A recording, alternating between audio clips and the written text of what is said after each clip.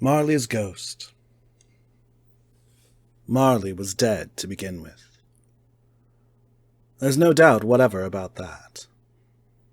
The register of his burial was signed by the clergyman, the clerk, the undertaker, and the chief mourner. Scrooge signed it. And Scrooge's name was good upon change for anything he chose to put his hand to. Old Marley was dead as a doornail. Mind, I don't mean to say that I know of my own knowledge what there is particularly dead about a doornail. I might have been inclined myself to regard a coffin nail as the deadest piece of ironmongery in the trade.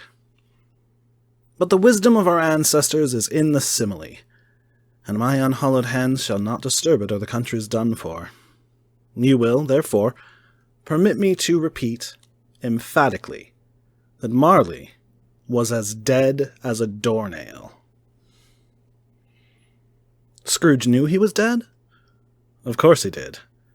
How could it be otherwise? Scrooge and he were partners for I don't know how many years. Scrooge was his sole executor, his sole administrator, his sole assign, his sole residuary legatee, his sole friend and sole mourner. And even Scrooge was not so dreadfully cut up by the sad event, but that he was an excellent man of business on the very day of the funeral, and solemnized it with an undoubted bargain. The mention of Marley's funeral brings me back to the point I started from. There is no doubt that Marley was dead. This must be distinctly understood, or nothing wonderful can come of the story I am going to relate.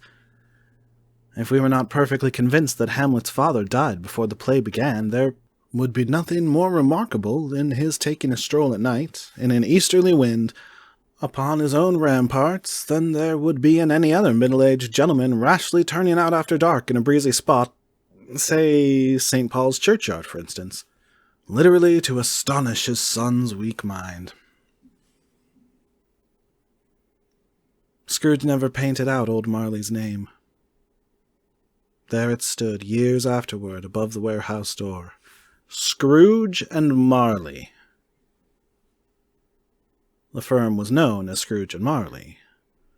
Sometimes people new to the business called Scrooge, and sometimes Marley, but he answered to both names.